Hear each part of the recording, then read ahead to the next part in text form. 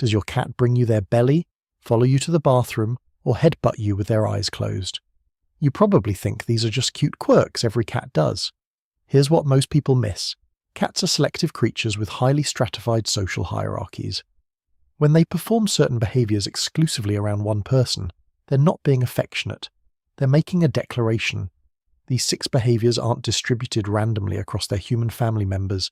They're reserved, soul protected, and offered only to the one individual who has achieved something extremely rare in the feline world: unconditional trust.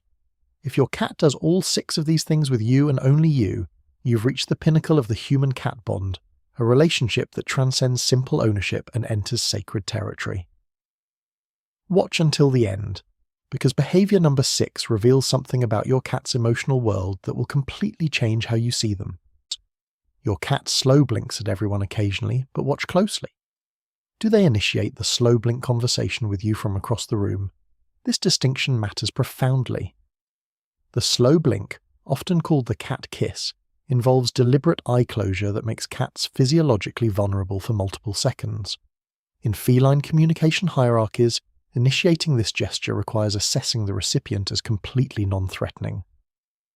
When your cat seeks you out visually, makes eye contact, and then performs the slow blink without prompting, they're doing something they reserve for their primary attachment figure. They're saying, "I trust you enough to blind myself in your presence." Other family members might receive slow blinks in response to their own, but the cat who initiates, who searches for your eyes specifically to deliver this message, has identified you as their safest harbour. Pay attention to who gets the response blinks versus who gets the searching, deliberate, unprompted ones.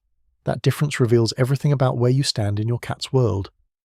But there's something far deeper happening in behaviour 6 that reveals why your cat chose you above everyone else. Notice who your cat follows into the bathroom, bedroom, or small enclosed spaces. Cats are territorial strategists who evaluate spatial vulnerability constantly. Bathrooms represent tactical nightmares in feline psychology. Small spaces with limited escape routes, echoing acoustics that mask predator approach, and human distraction during vulnerable moments. When your cat insists on accompanying you into these spaces, they're volunteering as your guardian during your most defenseless moments. This behaviour stems from the alloparenting instinct seen in feline colony structures, where the most bonded cats provide mutual protection during elimination and rest.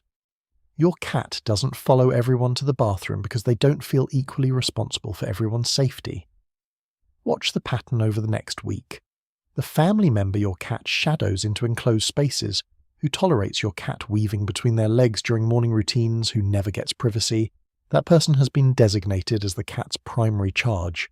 You're not just their favourite, you're their responsibility. They've claimed you as the one worth protecting when you're at your most vulnerable. The belly display exists on a spectrum most people miss entirely. Many cats will roll over and show their stomach. It's a temperature regulation behaviour and a casual greeting. But watch for the full extension. When your cat approaches you specifically, makes deliberate eye contact, then rolls with all 4 legs stretched outward, paws spread, tail curved, and throat exposed while maintaining eye contact throughout. This isn't the lazy flop they do on the sunny carpet. This is a deliberate presentation performed exclusively for their chosen human. In feline vulnerability metrics, this position exposes every vital organ, eliminates defensive capability, and requires complete muscular relaxation. A physiological state cats cannot achieve unless their nervous system registers absolute safety. Behaviourists call this social rolling, and it appears most frequently in cat colonies between mothers and offspring, or between bonded pairs with established hierarchy. When your cat performs the full extension specifically upon your arrival, or in response to your voice, they're regressing to kitten state vulnerability. They're showing you the trust they once reserved for their mother. Other family members might see casual belly flops. You get the ceremonial presentation. That distinction is everything. If you're realizing your cat reserves these behaviors for you and only you, do me a favor. Subscribe to the channel and share this video with another cat person. They need to know whether they've been chosen too. Cats headbutt many people, depositing scent from facial glands to mark their territory and social group. But there's a profound variation most people never notice. The eyes closed head bonk delivered with full body weight behind it. When your cat approaches, closes their eyes before making contact, then drives their forehead into your leg, hand, or face with enough force that they'd stumble if you moved, that's not scent marking. That's tactile trust assessment. Cats have incredibly sensitive whiskers and facial nerves that provide constant environmental feedback. Closing their eyes eliminates visual input. Pushing forward eliminates whisker sensing. They're entering a moment of complete sensory blindness, just trusting you to be exactly where they expect, to remain stable, to not betray their vulnerability.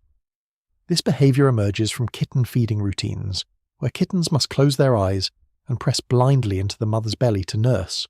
It's a return to the ultimate trust state, the assumption of perfect safety that allows total sensory surrender. Watch who gets the eyes open. Head bumps versus the eyes closed, full pressure bonks. The eyes open version is marking behavior. The eyes closed version is trust behavior at the deepest neurological level. Most family members get marked. You get trusted in a way that overrides every survival instinct your cat possesses. The prey gifting behavior is widely misunderstood.